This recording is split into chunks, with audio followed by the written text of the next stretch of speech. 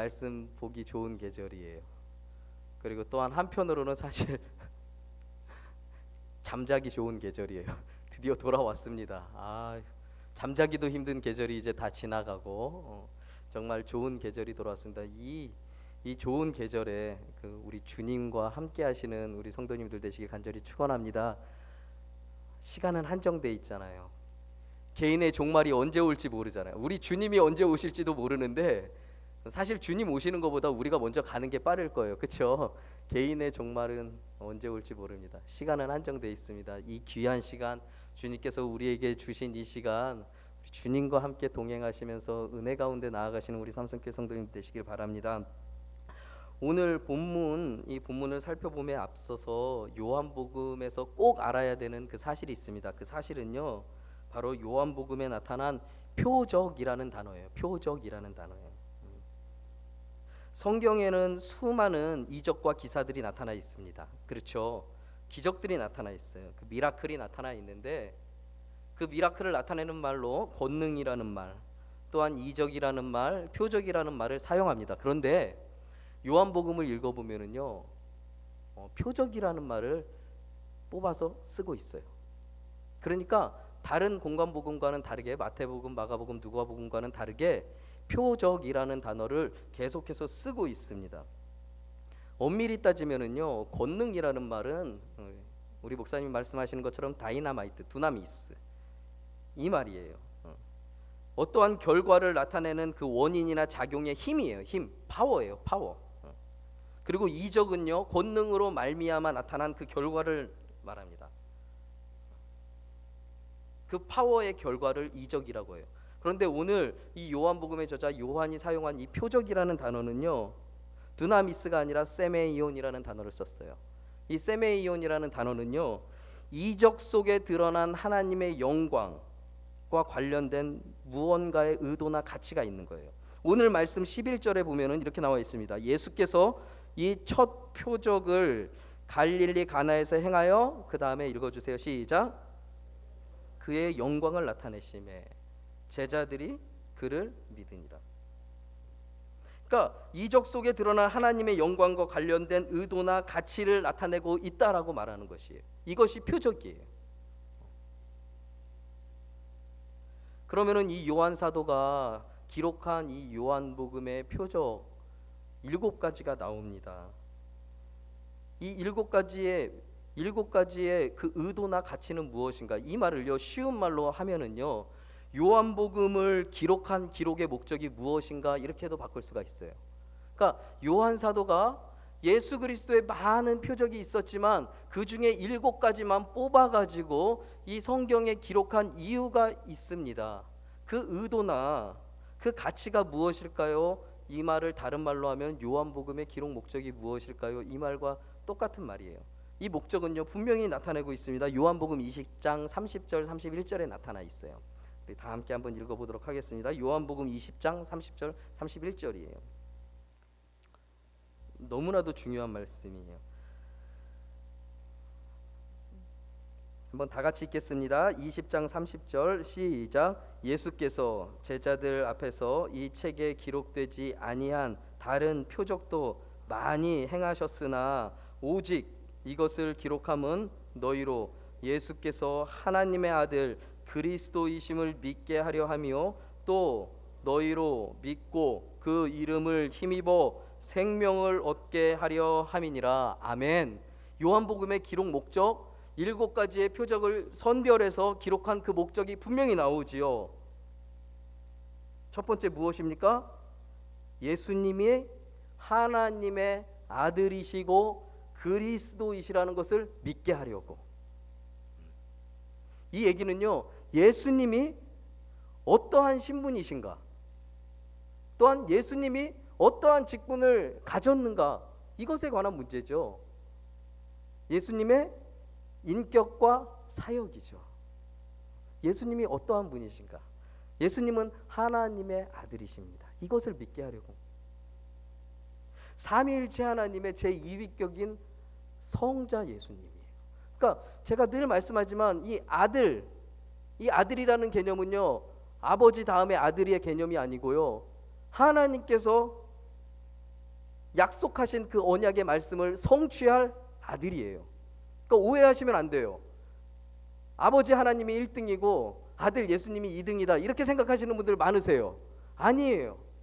동일하신 하나님이세요. 그렇지만 성자 예수님을 왜 아들이라고 부릅니까? 그것은 하나님의 약속한 그 말씀을 성취하기 위하여, 그 언약을 성취하기 위하여 온 아들이에요. 그러니까 옛날 구약 시대에 보면은요, 그 아버지의 그 약속, 아버지의 꿈을 이루는 그 자가 누굽니까? 아들이에요. 아들. 솔로몬이 다윗이 약속했던 그 성전을 이룬 것처럼 하나님이 우리에게 주신 그 약속을 성취할 그 아들이 예수라는 거예요. 그게 곧 하나님이시라는 거죠. 하나님의 아들, 그 뒤에 뭐라고 그랬습니까? 그리스도. 다른 말로 메시아. 이거는 예수님의 직분을 말하는 거죠. 직분. 예수님이 이 땅 가운데서, 또한 지금의 이 천상 가운데서 하시는 그 사역을 말씀하시는 거예요. 그리스도의 직분 무엇입니까? 선지자와 제사장과 왕으로서 우리의 구원을 완성하시지요. 완성하시죠. 그러니까 예수님의 인격과 사역을 믿게 하려는 의도가 있어요. 무엇 속에는요? 표적 속에는요. 즉 예수님이 하나님의 아들 그리스도라는 얘기는요, 예수님은 하나님이시며 우리의 구원자시다 이거예요. 이거를 믿게 하려고 요한은 요한복음의 7가지의 표적을 기록했습니다. 두 번째, 31절 하반절에 뭐라고 나와 있습니까? 두 번째, 믿게 하려 하며 또 너희로, 시작, 너희로 믿고 그 이름을 힘입어 생명을 얻게 하려 함이다. 요한복음의 기록 목적 두 번째는요, 믿음으로 말미암아 구원에 이르려고, 믿음으로 말미암아 영원한 생명 가운데 이르려고 요한은 7가지의 표적을 선별해서 기록했습니다.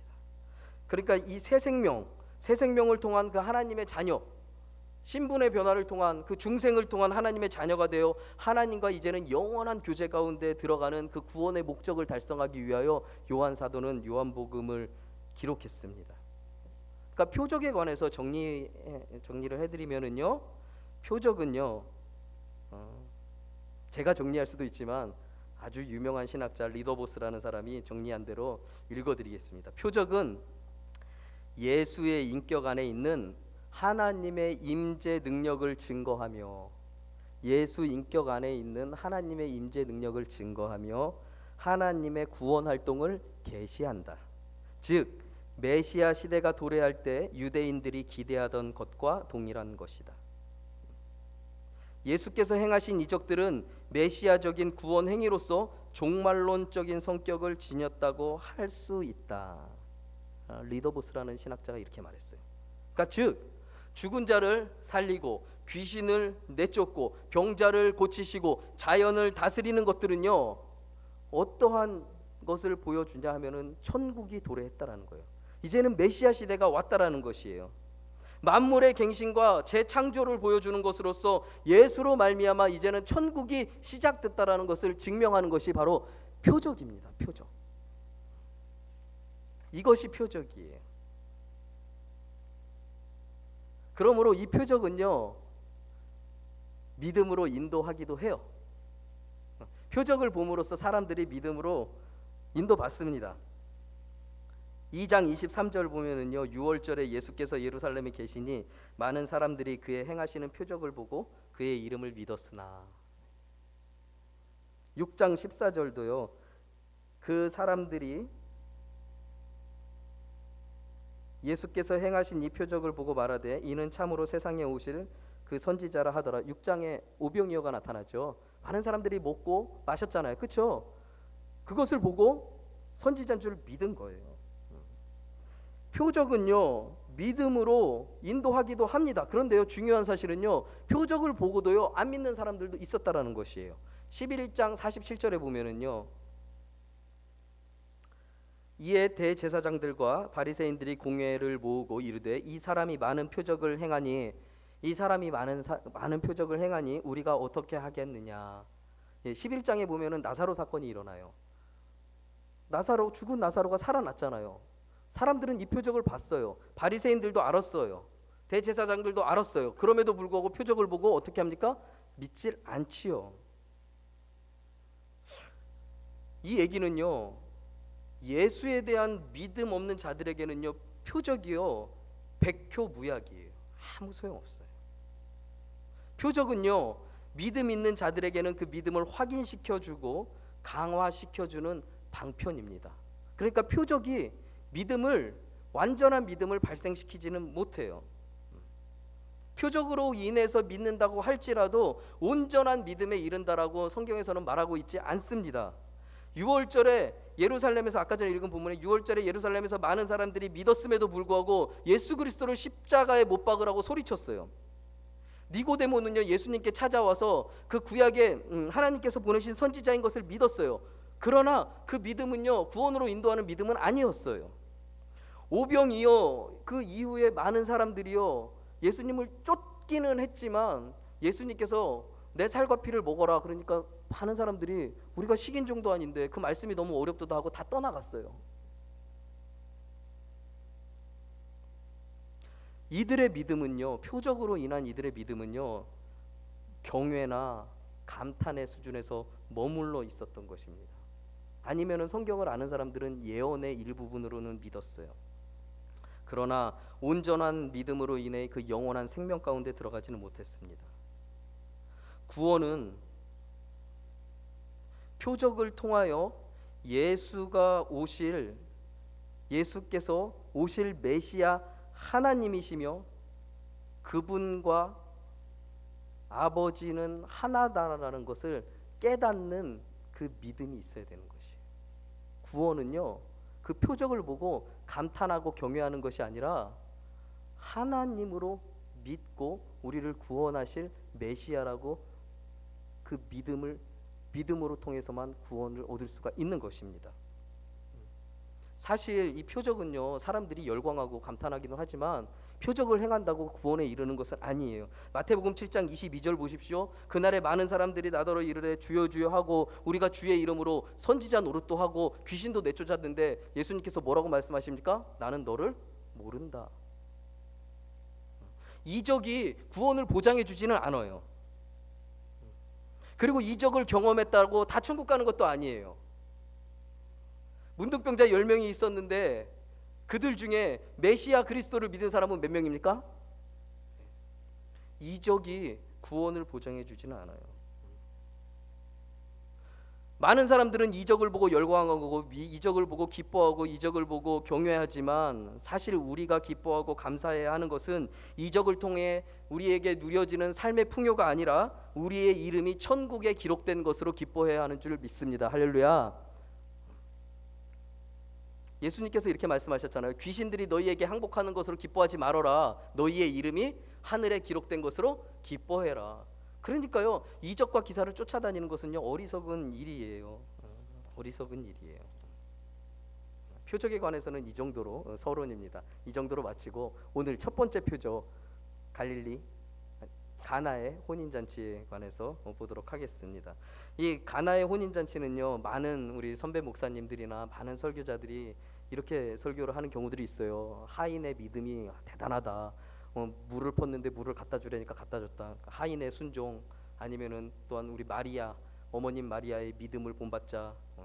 또 어떤 사람들은 그거 봐라, 우리 예수님의 첫 번째 표적이 술 마시는 술을 만든 거 아니냐, 그러니까 술 먹어도 된다 막 이러면서, 술 좋아하시는 분들은요 꼭 요거 갖다 대요. 그거 봐라, 예수님도 술 만들지 않았냐 이러면서 꼭 이걸 가지고 얘기합니다. 그런데요, 이 표적은요 이것을 의미하는 것이 아니에요. 표적은 아까 전에 처음에 말씀드렸듯이 종말론적으로 이해해야 돼요. 종말론적으로. 물이 포도주로 변화된 것은 새 시대 새 창조가 도래했다라는 선포입니다. 이게 무슨 말이냐면요, 이스라엘 사람들은요 포도주를 어떻게 이해했냐면은 종말론적으로 이해했어요. 노아가요 홍수가 나고 배에서 구원함을 받고 내려서 어떠한 사건이 있었죠? 이제 노아의 세 자식들이 이 땅에 번성한 후에 노아가 농사를 지었는데 무슨 농사를 지었어요? 포도 농사를 지었어요. 포도 농사를 지었죠. 포도 농사를 지어서 무엇을 만들었습니까? 포도주를 만들었어요. 창세기 9장 20절에 보면은요 이렇게 나와 있습니다. 노아가 농사를 시작하여 포도나무를 심었더니 포도주를 마시고 취하여 그 장막 안에서 벌거 벗은지라. 이것을요 많은 설교자들은 이렇게 도덕적으로 해요. 그거 봐라, 포도주를 멀리해라, 술을 마시면 범죄 가운데 들어간다라고 말하는데요, 이것은요 그렇게 해석하면 안 돼요. 지금 이 상태는요 천국의 상태예요. 이제는 이 땅의 심판이 끝나고 천국이 이루어진 것이에요. 그래서 새 에덴이 이루어진 것이에요. 하나님께서는 무지개 언약을 보여주시고 이제는 이 땅을 물로 심판하지 않겠다라고 하고 노아는 천국 가운데 들어간 것이에요. 그 가운데 어떻게 했습니까? 에덴과 같이 생활했던 것이에요. 포도주는요 이 천국의 기쁨을 상징하는 것이에요. 요엘 3장 18절에 보면은요 이렇게 말하고 있습니다. 그날의 마지막 날을 말하는 것이에요. 그날에 산들이 단 포도주를 떨어뜨릴 것이며 작은 산들이 젖을 흘릴 것이며 유다의 모든 시내가 물을 흘릴 것이며 여호와의 성전에서 샘이 흘러나와서 시딤 골짜기에 되리라. 마지막 날에는 어떻게 된다고요? 포도주가 흘러 넘칠 것이다. 이것이 이스라엘 백성들이 가지고 있었던 메시아에 대한 희망이었어요. 언약이었어요. 아모스 선지자도 마찬가지입니다. 아모스 선지자도 그 마지막 날을 예언하면서 이렇게 말씀했습니다. 아모스 9장 13절 여호와의 말씀이니라. 보라, 날이 이를지라. 그때 파종하는 자가 곡식을 추수하는 자의 뒤를 이으며 포도를 밟는 자가 씨를 뿌리는 자의 뒤를 이으며 산들은 단 포도주를 흘리며 포도주는요 종말론적으로 천국을 상징하는 거였어요. 그러니까 포도주로 변하는 이 변화의 기적은, 이 표적은 예수님으로 인하여서 이제는 마지막 날이 선포되는 것이에요. 천국이 이루어졌다라는 약속의 표징이에요. 이제는 천국이 시작됐다라는 개막의 축포의 형식입니다. 축포가 빵 터진 것이에요. 이제는 나로 인하여서 천국의 잔치가 시작됐다라는 축포를 터뜨린 거예요. 그래서 예수님의 첫 번째 기적이 물이 포도주로 변하는 기적인 것입니다. 구약의 예언이 성취됐어요. 마지막 날에 메시아의 때에 대한 성취가 이루어진 것이에요. 이제는 새 시대가 도래했으니까 새로운 법칙, 그 예수 그리스도의 은혜로 말미암아 새로운 삶을 살라라는 그것을 내포하고 있는 것입니다. 사실 구약도 율법으로 구원받는다라고 많은 사람들이 알고 있지만 아니죠. 우리 목사님이 강단에서 10년을 넘게 강조하셨던 것처럼 구약도 오실 그 예수 그리스도 그 메시아를 통해서 구원받습니다. 아브라함을 보면 알 수가 있잖아요. 히브리서에 말하는 그 아브라함이 그 믿음으로 말미암아 구원받은 그 내용이 나오잖아요. 그러나 하나님의 백성, 하나님의 제사장의 나라라고 하는 유대인들은요, 그들의 구원이 율법과 조상의 유전에서 온다라고 믿고 있었어요. 잘못된 유전 가운데서 무거운 짐을 지고 있었던 것이죠. 그런 가운데 예수 그리스도께서는 이제는 새 시대가 도래했고 새 법칙으로 구원받는다라는 것을 알려주신 것이에요. 예수 그리스도의 오심으로 더 이상 율법 아래 정죄와 심판 아래서 고통하며 좌절하고 침울해하는 종의 영에서 이제는 아들의 영으로 신분의 변화가 일어났다라는 거죠. 새 시대에 신분의 변화가 일어났다라는 것을 예수 그리스도께서는 이 가나의 혼인잔치를 통해서 선포하고 있는 것입니다. 로마서 8장 1절 그러므로 이제 그리스도 예수 안에 있는 자들에게는 결코 정죄함이 없나니 이는 그리스도 예수 안에 있는 생명의 성령의 법이 죄와 사망의 법에서 너를 해방하였음이라. 율법이 육신으로 말미암아 연약하여 할 수 없는 것을 그것은 하나님이 하시나니. 이제는 율법이 아니라 하나님께서 예수 그리스도로 말미암아 하신다라는 얘기예요. 육신을 따르지 않고 그 영을 따라 행하는 우리에게 율법의 요구가 이루어지게 하려 하심이라.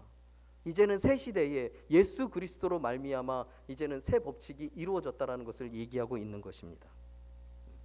포도주로 변한 이 사건은요, 정확히 말하면 조상의 유전인 거짓된 율법과 형식에서 자유를 나타내는 것이에요. 오늘 이 본문에 나온 이 결례에 사용된 돌 항아리, 이것은요 변질된 유대교의 구원관을 나타내고 있는 것이에요. 이 결례에 사용된 그 돌 항아리가 무엇입니까? 바로 율법에 나와 있는 것이 아니에요. 바벨론 포로 이후에 생긴 유전이에요. 이방인들과 접촉한 이 사람들을 깨끗게 해야겠는데, 정결케 해야겠는데 어떻게 하면 할 수 있을까 고민하다가 만든 것이 바로 이거예요. 정결 예식이에요. 변질된 유대교를 나타내고 있는 것이에요. 그런데요, 더 기가 막힌 것은요, 이 항아리는요 물에 차 있었습니까? 비어 있었습니까? 비어 있었어요. 그 큰 항아리가 비어 있었어요. 그것으로는요 그들을 자유케 할 수가 없었습니다. 잔치에 아무런 도움이 되지 못하는 것으로 전락해 있었던 것이에요. 그들과 우리 인생에 하등 도움이 안 되는 유전이 돼버린 것이에요. 그러나 오늘 본문, 그곳에 무엇이 채워졌습니까? 예수 그리스도의 은혜가 채워졌습니다. 그리스도로 인해 물이 포도주로 변화되는 천국의 기쁨이 나타난 것입니다. 아무 쓸모없던 도랑아리와 그냥 맹물이, 손이나 닦고 발이나 닦을 수 있었던 맹물이, 이스라엘 가보신 분들은 아시죠? 그 물 못 마셔요. 우리처럼 생수처럼 좋지가 않아요. 손이나 닦고 발이나 닦을 수 있었던 그 맹물이 예수 그리스도로 말미암아 새 시대 새 창조를 선포하게 된 귀한 포도주로 변화되었습니다. 할렐루야. 이것이 예수 그리스도의 은혜입니다. 저는 이것을요 종말론적으로 교회론적으로 봐요. 그런데 저희 후배, 저희 제자 우리 담임 목사님의 그 아들 김대선 전도사는요 그 책을 하나 지었어요. 유대교에 물든 한국교회라는 그 책을 지었는데요, 이것을요 그 부록편에서 이렇게 보고 있더라고요. 물은 구원받기 전에 우리를 나타내며 포도주는 구원받은 백성으로서, 즉 예수를 통한 중생의 놀라운 사건으로 해석을 해놨더라고요. 그래서 이거는 처음 보는 해석인데, 그리고 물어봤어요. 그러니까 자기는 중생으로, 요한복음의 전체적인 그 포커스를 중생으로 본다고 합니다. 개인의 구원의 관점에서는 그럴 수도 있겠구나. 가나의 혼인잔치의 포도주의 사건은 개인 구원의 측면에서는 중생이 있구나.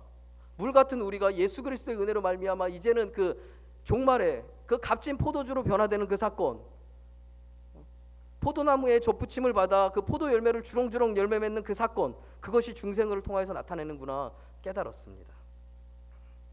종말론적으로는, 교회론적으로는 예수 그리스도의 성육신 사건으로 말미암아 이제는 새 시대, 새 천국이, 그 천국이 도래했다라는 알리는 요한복음의 첫 번째 서막인 것입니다. 이 표적이요 종말론적으로, 교회론적으로 왜 중요하냐면은 우리의 교회가 어떻게 나아가야 하는지 보여주고 있는 것입니다. 가나의 혼인잔치 표적은요 이 교회가 예수 그리스도의 십자가 부활 후에 어떻게 해야 되는지 우리에게 보여주고 있는 것이에요. 구원의 기쁨을 즐기는 이 새 시대에 우리의 교회들이 어떻게 기쁨을 즐겨야 하는지 나타내고 있는 것이에요. 그러므로 교회는요 혼인잔치와 같이 잔치하는 교회가 되어야 합니다. 오늘의 제목이죠. 이 얘기하려고 지금까지 길게 끌어온 거예요. 교회는요 잔치하는 교회가 되어야 돼요. 잔치하는 교회는요 쫓아가겠습니다. 모여야 한다. 모여야 한다. 잔치집에 사람 없으면은요 그것처럼 민망한 경우가 없어요. 예수님께서는요 공생의 이튿날 제자를 부르셨죠. 요한복음 1장에 나오잖아요. 그리고 사흘 되던 날 혼인집에 모입니다. 이것은요 교회의 속성이 부르고 모이는 데서 시작되는 것을 나타내는 것입니다. 오늘 이 시대에 살고 있는 사람들은 천국잔치, 곧 어린 양의 혼인잔치로 많은 사람들이 묘사합니다. 맞아요. 구원잔치에 부름 받은 자들이 여러분들이에요. 그러니까 나중에 있을 천년왕국, 우리는 이것을 기다리는 것이 아니라 우리는요 지금 천국이 이루어졌다라고 믿는 자들이에요. 여러분들은요 어린 양의 혼인잔치 가운데 지금 계신 분들이에요. 엄청나게 행복하신 분들이죠. 그러기에 우리는요 모이기를 패하는 어떤 사람들의 습관과 같이 하지 말아야 합니다. 신약 최초의 조직교회인 그 예루살렘 교회는요 120명이 한 다락방에서 전혀 마음을 같이하여 기도했습니다. 그들은 날마다 마음을 같이해서 성전에 모이기를 힘썼어요. 그리고 솔로몬의 행각에도 또 따로 모였어요. 그리고 거기서 모여서 희희낙낙거린 것이 아니라 그들이 한 일은 전도하고 기도하고 찬양하며 하나님의 말씀을 배우고 교제하고 선포했습니다. 이것이 교회의 모습이에요. 잔치하는 교회의 모습이에요. 이것이 진정한 교회의 표지입니다. 예수께서는 천국을 혼인잔치의 비유로 말씀하십니다. 비유하실 때 모이라고 했는데 모이지 않고 밭에 나간다고 하고 자기 일 바쁘다고 가고 종들을 능욕하고 희희낙낙거린 사람들은 뭐라고 말씀했습니까? 구원에 참여 못할 자들, 저주받은 자들이라고 표현했잖아요. 그래서 임금들은 종에게 다시 명령합니다. 혼인잔치에 사람이 가득하게 불러다 채우라고 명령하십니다. 이처럼요, 교회는요, 천국잔치는요, 모이는 데 힘써야 합니다. 모이는 일에 힘써서 항상 잔치집같이 많은 손님과 많은 기쁨이 넘쳐야 될 줄 믿습니다. 여러분, 모이시기 힘쓰기 바랍니다. 이렇게 아멘 소리가 적어요. 힘들죠. 요즘같이 바쁜 때 모이기 힘들죠. 그런데요, 반대로 생각하면 요즘처럼 모이기 좋을 때가 어디 있어요. 선선해졌잖아요. 새벽, 수요, 금요 입맛에 따라 골라 드시지 마시고 모이시기에 힘쓰는 우리 삼성교회 되길 간절히 축원합니다. 잔치하는 교회는요, 기쁨을 나누는 교회입니다. 사람들이 모이면 항상 문제는 있습니다. 우리 교회도 문제가 있지요. 모이면 많이 모일수록, 그리고 많은 사람이 모이면 모일수록요, 그러니까 많이 모이면 횟수로도 사람이 많이 모일수록 문제가 확률상 많아집니다. 그 문제로 인해서요, 많은 사람들이 시험 들기도 해요. 좌절하기도 하고 사람 때문에 상처받기도 해요. 그러나요, 그 안에 예수 그리스도가 있으면, 그 모임 가운데 예수 그리스도의 은혜가 넘치면은 반대로 예수 그리스도의 은혜를 체험하고 감사와 찬양이 넘치는 모임이 됩니다. 그러니까 예수 그리스도의 이름으로 모이지 않으면은요, 그 모임은요 항상 문제예요. 그러나 그 가운데서 예수 그리스도의 은혜가 넘친다고 하면은요, 그것은요 기쁨이 넘치는 것이. 가나의 혼인 잔치 자리는요, 그 안에 예수 그리스도가 계셨지요. 그러니까 어떻게 됐습니까? 그 문제가 해결됐지요. 얼마나 큰 문제였어요. 연회장은요 엄청난 명예였어요. 그래서 이 연회장이요, 그 잔치를요, 포도주가 부족해서 잔치를 망치면은요, 자기 인생 일생 일대의 수치로 여겼어요. 그런데요, 예수 그리스도로 말미암아 그 연회가 더 기쁨이 넘치는 자리로 바뀐 것입니다. 아무 쓸모없던 항아리와 결례에나 사용되던 물이 최상급 포도주로 변합니다.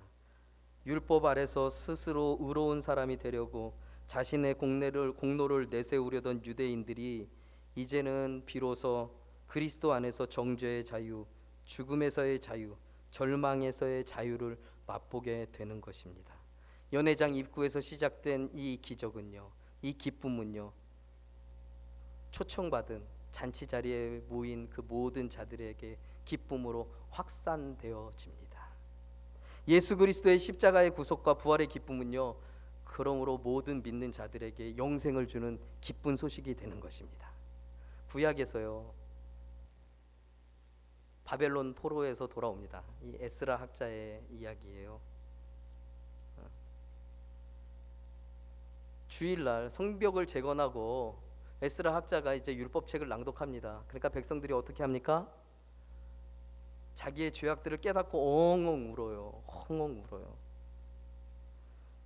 그러니까 이스라엘의 지도자 느헤미야가 이렇게 말합니다. 느헤미야 8장 10절에 이렇게 말합니다. 느헤미야가 또 그들에게 이르기를, 너희는 가서 살찐 것을 먹고 단 것을 마시되 준비하지 못한 자에게는 나누어 주라. 이날은 우리 주의 성일이니 근심하지 말라. 여호와로 인하여 기뻐하는 것이 너희의 힘이다. 우리가 기뻐하는 것은요, 무엇이라고요? 난 여호와로 즐거워하리. 난 여호와로 즐거워하리. 그러니까 교회는요, 죄인들의 집합소지만 항상 구원의 기쁨이 넘쳐야 돼요. 자기의 잘못이 있지만 자기의 잘못을 보고 슬퍼해야 되지만 이 슬퍼하면서 머물러 있는 것이 아니라 남의 잘못을 어떻게 해야 됩니까? 산상보훈처럼 원수를 용서해주고 남을 사랑함, 그 사랑함으로써 항상 기쁨이 넘쳐야 되는 것이에요. 슬픔으로 애통함으로 머물러 있으면 안 되는 것이에요. 기쁨이 넘쳐야 되는 것이에요. 성벽 재건 후에 이제 외형으로는 다 재건됐으니까 이제 말씀으로써 이 사람들이 새로워지는데 어떻게 됩니까? 기쁨 가운데 나아가는 것이에요. 기쁨 가운데 나아가는 것이 하나님의 힘입니다. 하나님으로 말미암아 우리가 기뻐할 수 있는 것이에요. 교회에서는요, 기쁨의 찬양과 감사 소리가 넘쳐나야 됩니다. 잔치자리잖아요. 서로에 대한 불평과 불만은 묻어두시고 먼저 사랑하길 바랍니다. 그리고 먼저 실천하는 우리 교회 되길 바랍니다. 제가요, 교회를 자주자주 와요. 교회, 그리고 제가 귀가 다른 사람들보다 넓어요. 그래서 안 믿는 사람들은 제 귀를 그거 귀라고 그래요. 그거 저기 산속에 보면 이렇게 서 있는 귀, 그 있잖아요. 그거 귀라고 그래요. 제가 귀가 커서 잘 들려요. 맛없다. 오늘 반찬은 왜 그래? 그리고 중고등부 학생들이 다 떠나가더라고. 유초등부 학생들이랑. 오늘은 풀이다. 이러고 다 가더라고. 교회 어디 불이 켜져 있다. 문단속이 안 됐다. 쓰레기가 많다. 예배당이 춥다. 덥다. 예배가 지루하다. 저 집사 좀 안 봤으면 좋겠는데, 권사 좀 안 봤으면 좋겠는데. 다 들려, 다 들려. 그런데요, 교회는요, 이러면 안 돼요. 교회는 잔치하는 교회잖아요. 내가 먼저 사랑하고, 내가 먼저 덮어주고, 내가 먼저 불 끄고. 와, 오늘 저는요, 여기 계신 분들 중에 어떤 분들은 또 카레가 맛없다고 그러시더라고요. 카레 나오면 그냥 가신다는 분들 계신데 저는 카레 되게 좋아하거든요. 그러니까 우리 교회 카레가 제일 맛있어요. 저는 카레만 매일 나오면 좋겠는데 그럴 수는 없고. 그러니까 저희 최 권사님 안 계시죠? 저랑 가까이 계시는 그 최 권사님 안 계셔서 말인데, 우리 엄마 김치보다 여기 교회 김치가, 저는 교회 김치만 있으면은요 하루에 밥을 한 5끼 먹겠어요. 최고입니다, 최고. 만날 때마다 주방에 가면은 웃는 얼굴로 감사합니다. 어떻게 이렇게 맛있게 만들 수가 있어요? 근데 진짜 맛있지 않아요? 진짜 맛있습니다. 우리 청년들이요 먹고 은혜 받아요. 교회밥 먹고 은혜 받아요. 학교밥 맛없다고 그러는데 교회밥 먹고. 불이 켜져 있으면. 우리 목사님 잘하시는 거 있잖아요. 담배 피면 담배 폈다고 뭐라고 안 그러고요. 가서 쓱 주잖아요. 그렇죠.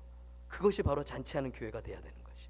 불이 켜져 있으면은 누가 불을 켜놨냐, 문단속 안 했냐 이럴 것이 아니라, 가서 끄면 되는 거예요. 끄면 됩니다. 그리고 마음이 안 놓이면은 쪽지 하나 써서 붙여놓으세요. 다음부터는 불 좀 잘 끄고 갑시다. 우리 주님 이 교회를 사랑합시다. 가나의 혼인잔치의 놀라운 역사와 기쁨은요, 그리스도의 십자가와 부활이 있는 이 시대 우리 삼성교회에도 똑같이 적용됩니다.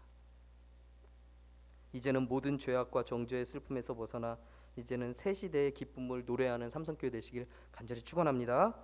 이제는 그리스도의 십자가 공로로 인하여 새 창조되고 새 백성 되었으니 예수 그리스도를 우리의 욕심과 우리의 죄악된 행실로 2번, 3번 십자가에 죽이는 것이 아니라 이제는 그의 백성으로서 그리스도인의 이름에 합당한 삶을 사시는 우리 삼성교회 백성들 되시길 간절히 축원합니다. 우리 다 같이 저와 같이